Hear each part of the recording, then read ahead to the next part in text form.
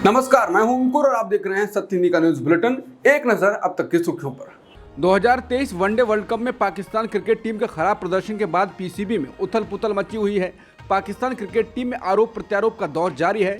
इस बीच पाकिस्तान टीम के chief selector Inzamam ul Haq ने इस्तीफा दे दिया है। पाकिस्तानी मीडिया पीसीबी के हवाले से ये रिपोर्ट कर रही है कि इंजमाम उल हक पर हितों के टकराव से जुड़े आरोप लगे थे, इसलिए उन्होंने ये इस्तीफा दे दिया है।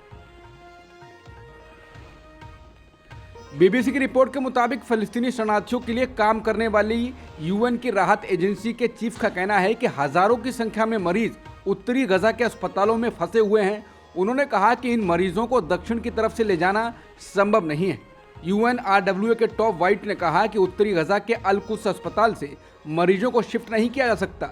रेड क्रेसेंट की फलस्तीनी शाखा का कहना है कि इजरायल ने उन्हें रविवार को अस्पताल खाली करने के लिए कहा है। वहीं अस्पताल के पास धमाके जारी हैं। टॉम वाइट का कहना है कि उत्तरी गजा में लोग यूएनआरडब्ल्यूए के स्कूलों और अस्पतालों में शरण ले रहे हैं। उन्होंने बताया कि न सिर्फ मरीजों को बल्कि स्थानीय लोगों को भी वहां से नहीं निकाला जा सकता क्योंकि ट्रांसपोर्ट की कोई व्यवस्था मौजूद नहीं है। टॉम वाइट ने कहा, लोग भूखे हैं, प्यासे हैं और डरे हुए हैं। बहुत सारे लोग रोटी के कुछ टुकड़ों पर जिंदा हैं। यूएन सहायता प्रमुख मार्टिन ग्रिफिथ्स का कहना है कि वो संघर्ष में मानवीय सहायता को कैसे बढ़ाया जाए इस पर इजरायली और फिलिस्तीनी नेतृत्व के साथ बातचीत करेंगे। एक्स पर एक पोस्ट में उन्होंने पार्टियों से बंधकों की रिहाई, नागरिकों की सुरक्षा और सहायता की तेज और सुरक्षित डिलीवरी का आह्वान किया।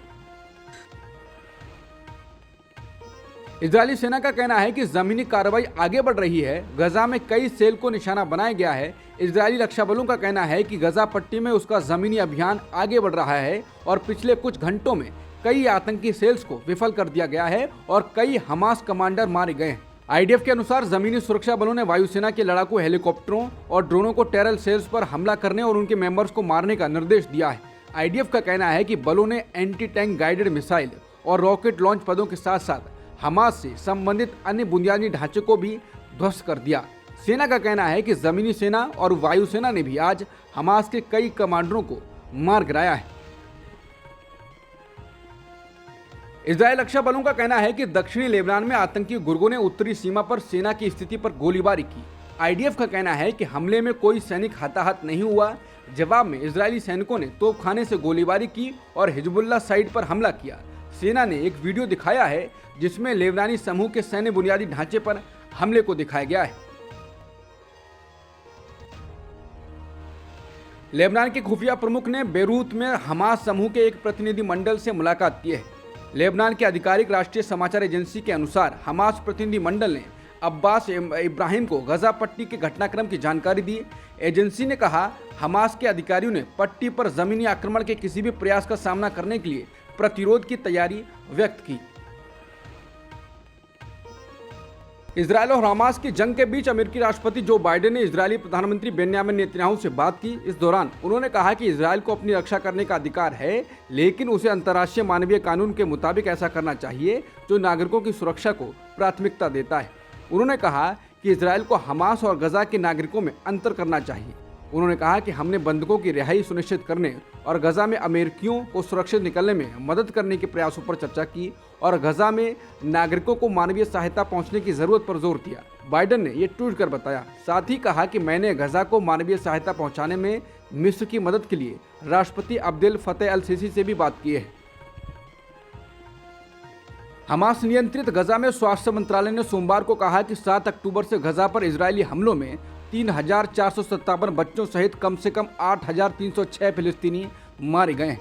इजरायल के कब्जे वाले वेस्ट बैंक में फिलिस्तीनी स्वास्थ्य मंत्रालय ने भी एक बयान में कहा कि जनवरी से वेस्ट बैंक में मरने वालों की संख्या बढ़कर 329 फिलिस्तीनियों तक पहुंच गई है, जिसमें 7 अक्टूबर से हुई 121 मौतें भी शामिल हैं।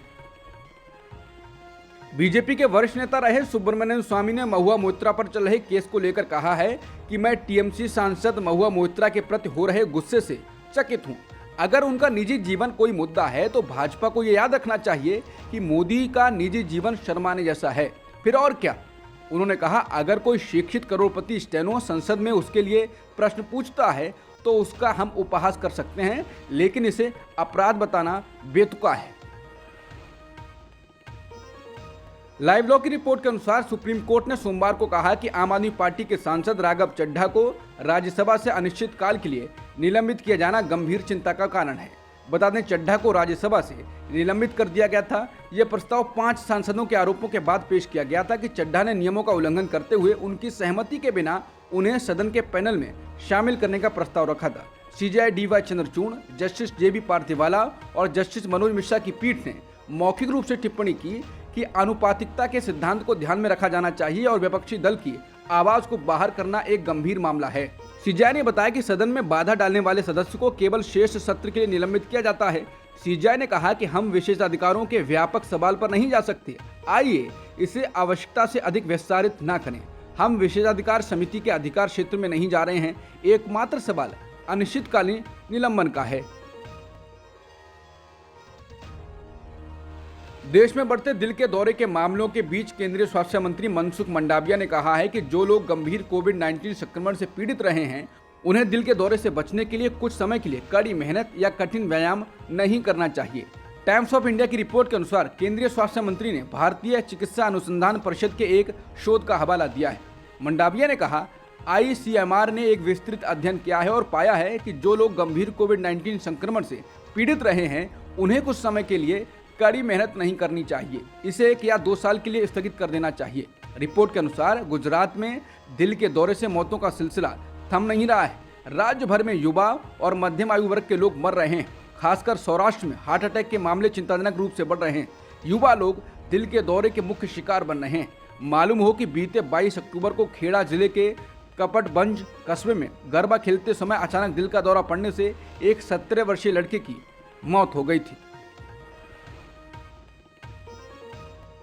कांग्रेस नेता संजय निरुपम ने कहा है कि केंद्रीय स्वास्थ्य मंत्री ने भारत में हार्ट अटैक के बढ़ते हादसों को कोविड-19 से जोड़कर एक महत्वपूर्ण बयान दिया है। लेकिन आगे क्या? इन मामलों की विस्तृत और निष्पक्ष जांच होनी चाहिए। जो नौजवान हार्ट अटैक से जान गंवा रहे हैं, उनकी मेडिकल हिस्ट्री सार्वजनिक की जानी चाहिए। क्या वो उस महामारी के शिकार हुए थे, इसका विस्तृत चार्ट जारी करना चाहिए। जिनकी जानें जा रही हैं, उनमें से क्या सभी ने वैक्सीन ले रखी थी, सिंगल डोज या डबल डोज, बताना चाहिए। क्या वैक्सीन बनाने वाली कंपनियों ने किसी प्रकार की जानलेवा दवा हमारे शरीर में डाल दी है? क्योंकि जिस जल्दबाजी से टीका बनाकर हमें बेचा गया और हमें जबरन लगाया गया, वो कैंपेन आज भी संदेहास्पद है।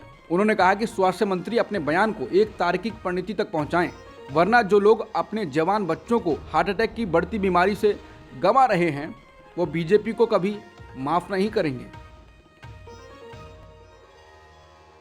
मराठा आरक्षण मुद्दे पर हिंसा बढ़ गई है। सोमवार को बीड जिले में एनसीपी विधायक प्रकाश सोलंके के घर में तोड़फोड़ की गई और आग लगा दी गई। प्रदर्शनकारी कथित तौर पर आरक्षण के समर्थक कार्यकर्ता मनोज जारांगे पाटिल की भूख हड़ताल पर एनसीपी के अजित पवार गुट के नेता की टिप्पणियों से नाराज थे। प्रदर्शनकारियों ने पथराव भी किया और सोलंके के घर के बाहर खड़े एक वाहन को भी क्षतिग्रस्त कर दिया। हाल के दिनों में मराठा आरक्षण को लेकर छात्रों द्वारा खुदकुशी किए जाने के बाद से इस मामले ने तूल पकड़ लिया है। इसी बीच फिर से तेज हुए मराठा आंदोलन ने फिर से राज्य की कानून व्यवस्था के लिए दिक्कत खड़ी कर दी है। एनसीपी विधायक प्रकाश सोलंके के बीड आवास पर हुए हमले पर एनसीपी में शरद पवार की गुट की सांसद सुप्रिया सुले ने कहा, आज एक विधायक का घर जलाया जाता है। गृह मंत्रालय क्या कर रहा है और गृह मंत्री क्या कर रहे हैं, उनकी जिम्मेदारी है। पूरी तरह से विफलता है। ट्रिपल इंजन की सरकार की ये पूरी तरह से विफलता है। मराठा आरक्षण का मुद्दा तूल पकड़ता जा रहा है। इस समय पूरे महाराष्ट्र में विरोध प्रदर्शन फैल रहा है। इसकी आंच राजनीतिक लोग भी महसूस कर रहे हैं। मराठा समुदाय के कार्यकर्ता अब राजनीतिक नेताओं को चेतावनी दे रहे हैं कि ये समुदाय वर्षों से उनके पीछे खड़ा रहा है और समुदाय के आंदोलन का अब समर्थन करने की उनकी बारी है। नेताओं पर बन रहे दबाव के बीच एकनाथ शिंदे के नेतृत्व वाली शिवसेना से जुड़े हिंगोली से सांसद हेमंत पाटिल ने इस्तीफा देने का फैसला किया है। पाटिल ने लोकसभा अध्यक्ष ओम बिरला को पत्र लिखकर कहा है कि उन्होंने लोकसभा सदस्य के रूप में इस्तीफा दे दिया है। भारत के नागरिकों को किसी भी राजनीतिक दल की फंडिंग के संबंध में संविधान के अनुच्छेद 19(1)(a) के तहत जानकारी का अधिकार नहीं है। भारत सरकार के अटॉर्नी जनरल आर वेंकटरमणी ने चुनावी बॉन्ड मामले में सुप्रीम कोर्ट में दायर बयान में यही बात कही है। अटॉर्नी जनरल के इस बयान का सीधा अर्थ ये है कि केंद्र की मोदी सरकार का चुनावी बॉन्ड पर यही रुख है। लाइव लॉ की रिपोर्ट के मुताबिक अटॉर्नी जनरल ने चुनावी बॉन्ड योजना को चुनौती देने वाले याचिकाकर्ताओं की इस तर्क को खारिज कर दिया कि नागरिकों को किसी राजनीतिक दल की फंडिंग के स्रोत के बारे में जानने का अधिकार है। सुप्रीम कोर्ट में मंगलवार से चुनावी बॉन्ड मामले की सुनवाई शुरू होने जा रही है। तेलंगाना राज्य में सत्तारूढ़ पार्टी बीआरएस के एक सांसद पर सोमवार को चुनाव प्रचार के दौरान हमला हो गया। दुब्बाक विधानसभा क्षेत्र से पार्टी के उम्मीदवार और मौजूदा सांसद कोठा प्रभाकर रेड्डी को सिद्दीपेट जिले में एक अज्ञात व्यक्ति ने कथित तौर पर चाकू मार दिया। मेडक लोकसभा क्षेत्र से सांसद रेड्डी के पेट में चोटें आईं और उन्हें नजदीक के अस्पताल में भर्ती कराया गया है। पुलिस ने बताया कि उनकी हालत स्थिर है। ये घटना दौलताबाद मंडल में हुई। मीडिया रिपोर्ट के अनुसार हमला तब हुआ जब सांसद एक पादरी के घर की ओर जा रहे थे। एक अज्ञात व्यक्ति उनके पास आया और ऐसा लगा जैसे वो नेता से हाथ मिलाना चाहता हो, लेकिन उसने अचानक चाकू निकाला और उनके पेट में घोंप दिया। हमलावर को रैली में बीआरएस कार्यकर्ताओं ने पकड़ लिया और पीटा। बीजेपी के खिलाफ चुनाव लड़ने के लिए एक साथ आए इंडिया गठबंधन को आज दिल्ली हाई कोर्ट से राहत मिली। इलेक्शन कमीशन ने कहा कि हम लोक प्रतिनिधित्व अधिनियम 1951 के तहत किसी भी गठबंधन को रेगुलेट नहीं कर सकते। आयोग ने कोर्ट में कहा, Indian national developmental inclusive alliance यानी इंडिया के नाम पर हम कुछ नहीं कह सकते।